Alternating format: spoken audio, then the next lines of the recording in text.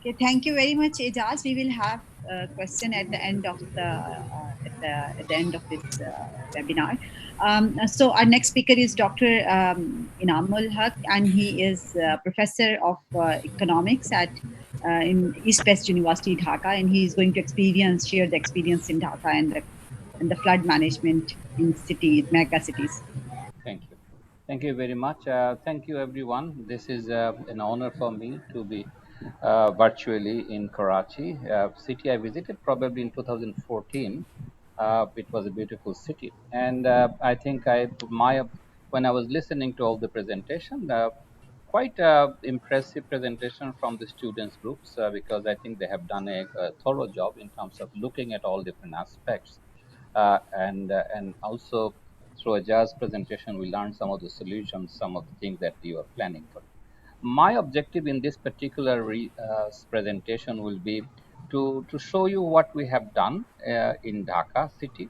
Probably I will bring some of the other experience. I believe that Karachi is very much like Chittagong in Bangladesh, and Chittagong, which is also the port city. And my question, I think I'm not sure about it, but whether Karachi is also affected by the tide of the sea tide, because Chittagong is also significantly affected by the sea tide. So high tides brings water inside. So the drainage itself, management drainage itself is a difficult one. Dhaka is a different one because it's the middle of this country. But I will share how we have done it. And I must also say that it's not that all successful. Some of the issues, some of the problems that you have discussed are very similar. So very similar across the boundaries. I'm pretty sure it is the same in India, Chennai flood management, as well as in other flood issues that we have seen, including Bangkok city. So I'm not surprised with some of the results. So let's see what we have done, and I will share some of these things with you as I go through. So this is, if you look in Bangladesh, the Dhaka city is right in the middle. If you see in the middle, there is a dot, and this is the district of Dhaka. The city of Dhaka is, ironically, is a human face. It's a very interesting diagram. I always get impressed with this diagram. It looks like a human face, and that's the city itself is grown of this. Interestingly, this city has rivers all around, so it's almost like an island in terms of the river system. But the city has also very similar to what you have seen in Karachi, which is the growth of the city. And the growth of the city from 1970 onward, this is the population growth. You can see it has been growing sharply since 1971, if you look at from there. And there were three flood episodes, major flood episode in Dhaka, which is in 1988 right now here, and then is 1998, 10 years after, and then 2004. And then there are intermittent plants which are much smaller. And we have installed, particularly after 1988, which was a major flood, we have installed certain measures, and I think I can share with you. Having said that, I must also say that's not all successful all the time, but I think it's an eye-opening scenario for all of us to see how to manage it. In terms of the city, I think city itself very similar to what I have heard from the students there in Karachi. The city size has been also changing. So you can see the city size in square kilometer is moving, but the population growth rate is even this. So this is the population growth rate in recent months and certain years. So you can see that how population growth rate is moving, and city size is right here. So there is a whole issue, similar issue of encroachment, very similar issue of filling up the low-lying areas of the city. This has been very interesting scenarios. Look at the Dhaka from 1600 till 2002. It's very interesting. You can see how it has been. It has been on the part of it. This is the Buriganga River. So it's right on the bank of the Buriganga River. And then it has been growing. It has been growing over time and is going and is taking the human shape. And I often say that sarcastically that it has taken the human's shape without probably the brain. And you can see the brain area is still not very developed. Okay, so that's an interesting analogy. Uh, in terms of the overall Dhaka, Dhaka has been, this is the Dhaka city. And it's very interesting, this city's growth rate. I was just showing this. The Mughal period was here. Then during the British period, it's a little bit expanded towards the north. You can see that it's expanded. Then the Pakistan period since 1971, this is the area which was expanded. And then Bangladesh period, this is the area expanded. But now it is a greater Dhaka. and Greater Dhaka is all around. And these are the major rivers. So you can see the river system that you have a Buriganga river right here, which is coming here. You have a Shitalakha river right come here. You have a Balu river, which is right here. You have a Tongi Khal, which is right here. You have a Turag river, which is right here, and you have a Dhaleshwari river right here. So it's all river systems like a confluence moving into. So these and river system, as we all understand, is the natural drainage system. So if you clog the river system, this becomes a difficult one to manage floods. And often you find out that in flood management, we come back with the idea of whether we should show an engineering solution or anything else. And I think that's a lesson that we can all derive, that some of the time, many of the engineering solutions become difficult and costly. And in our recent study in a different city, we have just shown that some of the solutions may not always work. I will come back on this one. So this, just to give you a geography of Dhaka city, these are all in just in almost like an urbanized area right now, if you look carefully. The Dhaka city itself has its own flood management plan.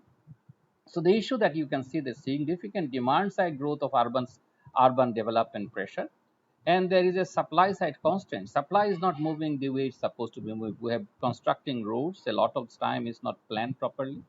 We have drainage system that has been clogged and it's not draining out the river, the water, and we'll show it. I will show it. This rainfall itself is changed. Climate change is a big threat nowadays. With a heavier rainfall, this becomes an issue, and cities are grappling with it, how to deal with it. Waste management is also a major issue nowadays. Embankments. So Dhaka city, I'll come back on the storm water storage system. I have seen already all of them in Pakistan case also. So if you look into Dhaka city, we had a master plan in 1959, very rigid master plan. This is the rule. This is how you have to do it, and we have an area defined. So this all technically was very difficult, and a lot of time people figure out that a very in a growing city, if you have a very strong and rigid master plan, it becomes very difficult to adopt, because flood management is a lot of adaptation, and that is one lesson that we got out of the first master plan. The next master plan they were drafting is was in 1981, and that's the time, this first time they talked about the stormwater drainage system, flood protections, and that's something that I will explain how why they have started talking about in the middle of the, because it's all around the river. That's what that's happens.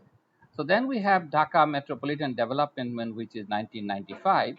And probably this is a plan when we have looked into things a little bit differently than before. So we have now 590 kilometer of square kilometer of area being developed. We have now, and in this particular 1995 master plan, they have a flood flow zone. They even had an agricultural zone, a retention pond, and interestingly, growth is so high, so huge that all of them, technically, I would say, rather failed, because the growth of the city was too quick compared to the structure. So it's a lesson for all of us to understand that how to deal with this, and this is how cities are growing. Uh, some of the major clauses very similar that what you have discussed in a Karachi case, which is in Dhaka city, is one of the major issues elevation, and I will explain that. Drainage congestion is very common. Rainfall pattern, and particularly with climate change, rainfall pattern is very erratic. That becomes an issue. The upstream runoff management, particularly you realize that Dhaka city is like a, all the rivers are coming, crossing Dhaka city and going into the southern areas. So it requires a huge drainage management of water management runoff, how to manage it. Unplanned growth is also city road planning, also a major issue for everyone. And runoff management, how do you manage the runoff as the water comes in, and these are major issues for managing floods. uh, so the strategies that we have all developed very similar on, I must say. Storm sewerage system we have developed, drainage management, we have drainage nature, maintaining natural channels, and it's all being encroached. Urban development has been a problem because it's growing everywhere, because land becomes so costly. The price of land becomes so costly. It's very difficult for managing that. So I'm just flagging the issue that realistically sometimes very difficult. The structural planning is also an issue, and coordination among agencies.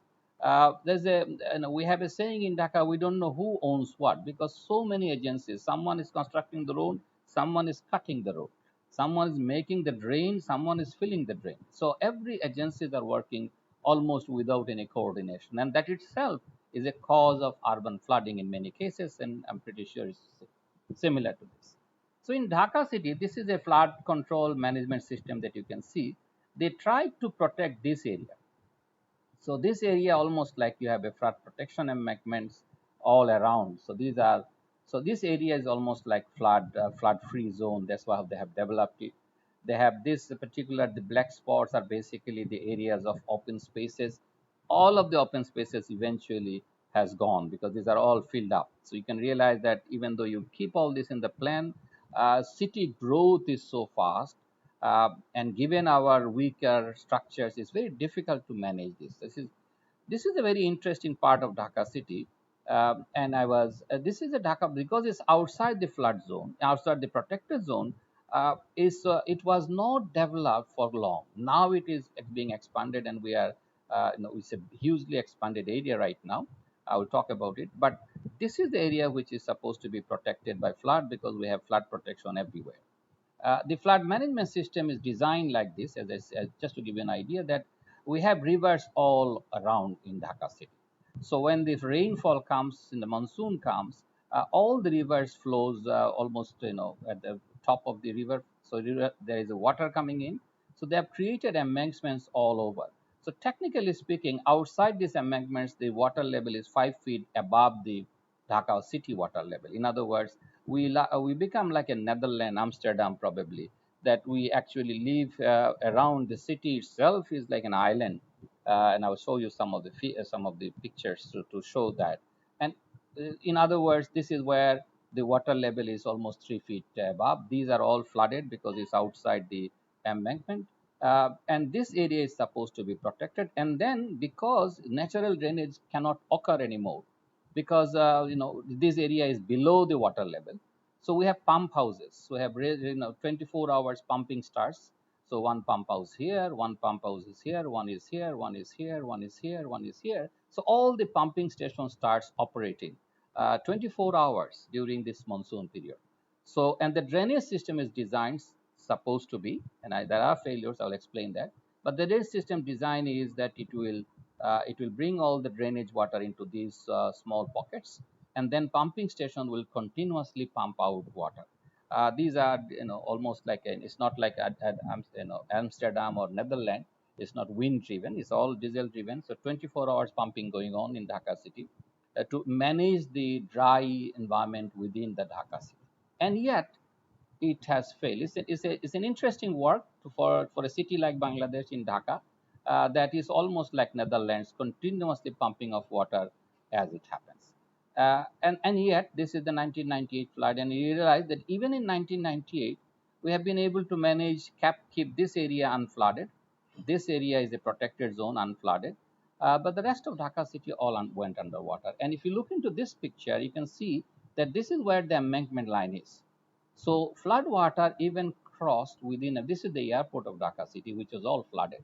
So this whole city was flooded. The area which is dry is a very small area.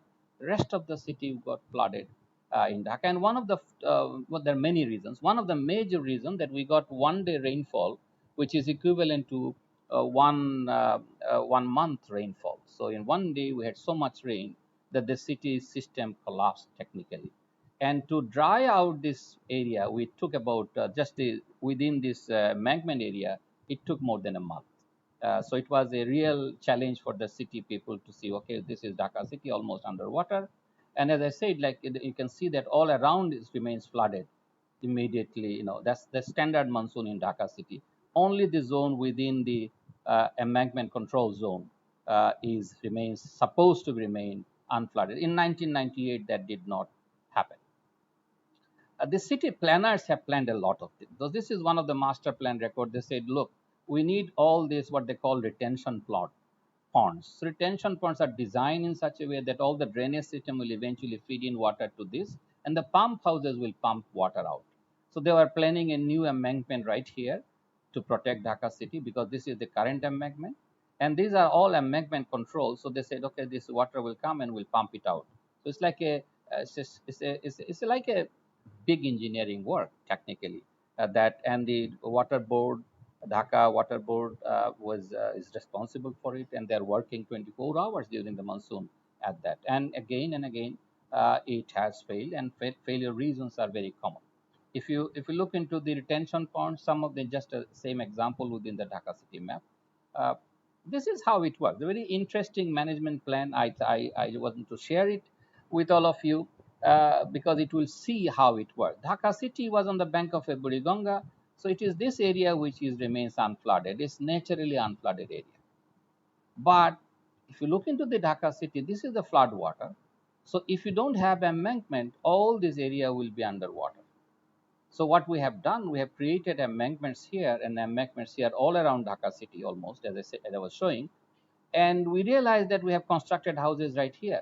So when you are sitting here, interestingly, you are below the water level. So you can see 3 to 4 feet of water right outside Dhaka city, but inside is dry. It's like everything is moving normal. And the way it works, we have the city storm sewerage system. Now, this storm sewerage system technically does not work in flood months. Why? Because this water is already here. Nothing will come out. Everything will come in. So the way it works, that the designers understood that we have pumping stations, but the pumping stations has to cope with many threats, and one of the threat is not that water is coming in because we have the embankment, but every day we are using water, and that water has to be drained out. Now, in a non-monsoon season, it's a drain out to the storms, so the gravity drainage system.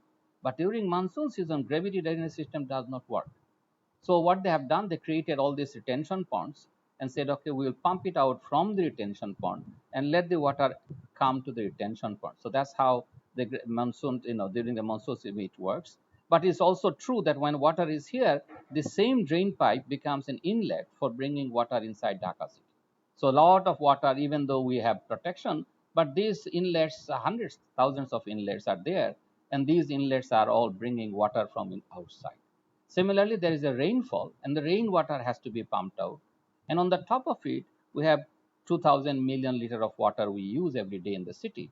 And that 2,000 million liters of water has to be pumped out. So the pumping stations are designed that the retention pond will collect the water, and then measuring all these, what you call these three patterns, rainfall patterns. They look into the drainage inlets, which become inlets now, not outlets, and our water use. They created the pumping station's capacity. So it's a great engineering work in a way. And the pumping station's idea is to pump water based on this. So in 88, we have failed for probably two reasons. One reason is that obviously this is we have significant heavy rainfall. But there was an interesting reason. We have also in the map, if I go back to here to this particular map, we have a lot of drainage canals. So remember, the canal system is there, and the canal system are all there. So we actually block the canals everywhere on this drainage system. So there are gates. Every gates are down during the rain monsoon season. So there are gates everywhere, and all the canals, normal canals, they have to block. So they close all the canals so that no water can come inside. And in case, and this has happened probably in 1988, we forgot to close one of the gate, and that's how the big flood that has happened. Particularly one of the grates right here was not closed, and eventually we realized that we had let the water in. Otherwise, it's a pretty robust system because the design is pretty good, and the design is that you have to pump out water. The capacity is defined with all these parameters in mind. Only thing that probably was not correct, which was heavy rainfall. And that often is a big challenge for flood management in urban cities because rainfall pattern is not going to be, you cannot manage it. It's going to happen. Maybe 24 hours, the rainfall will be bigger than a month. So one of the biggest debate happens in flood literature, particularly, is that do you want to allow a complete dry space within the city, or you allow some temporary flooding? And you will see even in Bangkok, the city after a huge rain gets underwater. Almost all roads goes into water for more than an hour. In Dhaka city, in a standard case, not even huge, we normally expect 1 to 2 hours after a rain, there will be flood water in the city, and then it will recede because the drainage system and all the other thing will work. So it's an issue challenge that we have to think about it, that whether you want to say, look, we will not allow any water at all because we want to dry it up immediately when the rains falls, which requires a huge efficiency of drainage system and maintenance of it. On the other hand, the strategy that many cities around the world have taken is that they allow certain small time, what you call, allowing small flooding. So roads, even in New York, used to get flooded under heavy rain. So heavy rains is something that is out of it. Otherwise, it becomes too costly to manage. Just to flag out, flood management strategies are like this. So this is how in a normal flooding, 2007 flooding, you can see that within embankment there are pockets of low-lying areas, and they are now being filled up. And these are the areas where it's because it's flood embankment. Anything, the moment you build the flood embankment, the land price goes become very high because it's protected zone. So immediately people start building, construction, industrial zone, everything happens. So I'm just giving you the standard economics idea that look, this is how it works. Uh, Now, one of the issue that always we have to measure is that who pays, and I think very nice study by the first, second, third presenters to see there are people who lose out, and there is always a question: how should I recover these losses, and what are the strategy? How much management strategies are we? So we do a cost benefit analysis. I'm not going to go in there, but you need to plan for it. That okay, there will be private sector who has to pay, and insurance is a good example. Government has to pay for certain group of people, but at the same time, you do not expect 100% complete dry. I think is a very costly solution. So I'm not, my own feeling is that we have to think carefully between the lines that what is the best one to deal with. This is a good example of Dhaka city. This is in 2015.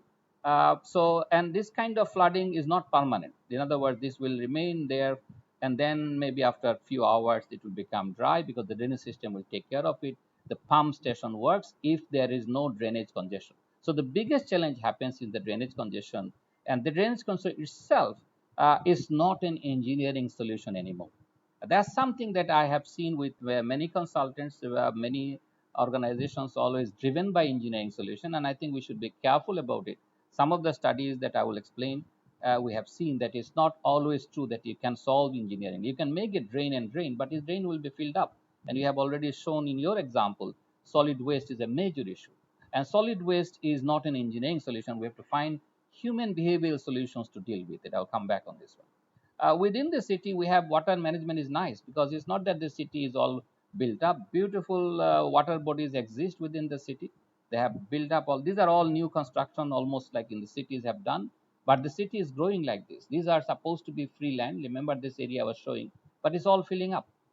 So this area was supposed to be, this is the outside the embankment, but outside the embankment is no longer outside. It's all filled up, and being huge construction is going on in Dhaka city. We have even on the roadside management, you can see we have capped water bodies, and we have all over water drainage system.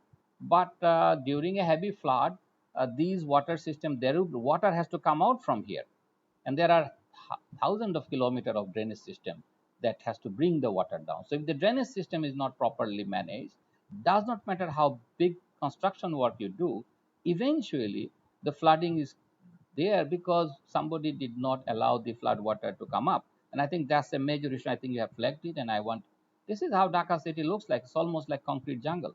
So if you think about it, at the same time, there are big roads. People make, these are standard traffic if you look into it.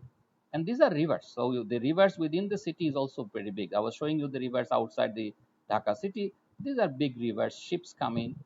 So you can see that the rivers are huge. And so it's not easy to manage. And when the rivers are full, the water will simply come in. And that's the embankment strategy that we happens in Dhaka city. Even in our parliament building, we have a lake just around the parliament as if the building is constructed on the lake, but these are all artificial. So, and all of these water bodies, but at the same time, you can see the encroachment.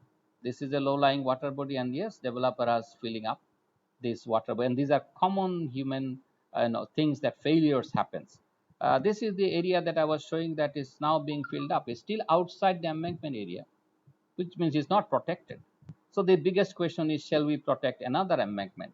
And I was doing a study, and in this study, we have realized that the number of, because it's a 110 square kilometer area. So if you want to bring that whole eastern side of Dhaka city under embankment, the we I looked into the land filling happening here because Dhaka city is growing. So the land filling happening here is so fast that by the time you finish this embankment, you'll find out this whole land is already filled up above the flood level. So we, in fact, we suggested don't worry about the embankment anymore because the land filling is happening at a faster rate than before you complete your whole system. So management is now happening that can we maintain the water system because that's important for us.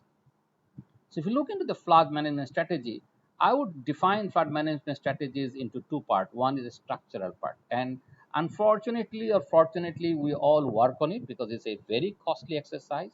Drainage, you can make a drain and within 10, 10 years or 5 years, it filled up. You can expand it again, but it's going to happen the same thing. That's a very costly exercise. Amendments we have done, pumping stations, these are the men, and then we have management of structures because the gates and other things, these are has to be, pumping station has to be maintained.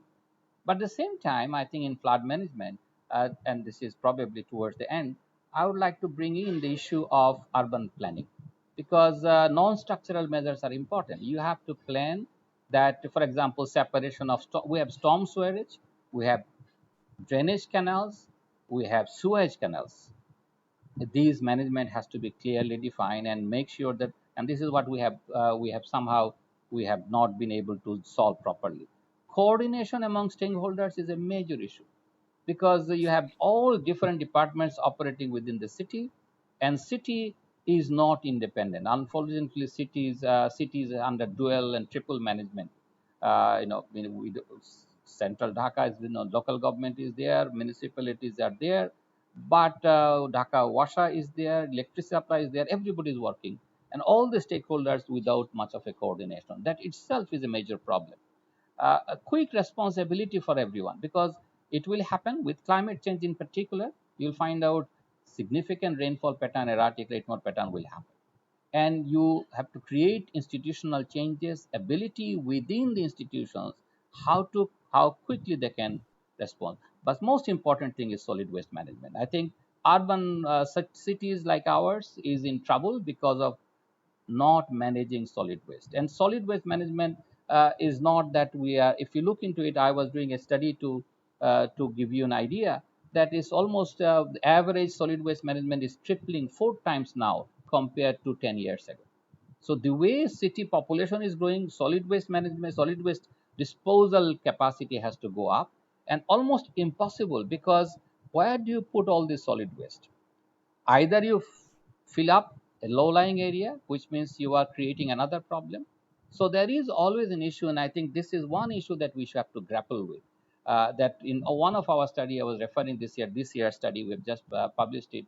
We showed that even if the city, if this is in another city, in two cities, one in Nepal and one in Dhaka, Bangladesh, and we showed that even if you fill up all the city, do everything correct, the drainage congestion is becoming so fast that it is impossible. So we created huge investment of money we made in terms of creating a protecting the city. Then the solid waste itself clogged the whole drainage system, and you lose everything. So all the benefits are gone. So I think I personally nowadays is more convinced after this research is that we should start looking solid waste management more seriously. And when I say solid waste management, we should recognize that there is a part of solid waste which is degradable, which can be recycled into fertilizer, into agricultural land.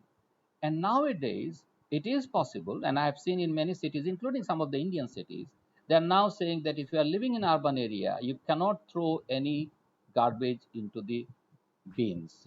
Some places, even in Mumbai, in India, in Delhi, they have said we are not going to collect garbage.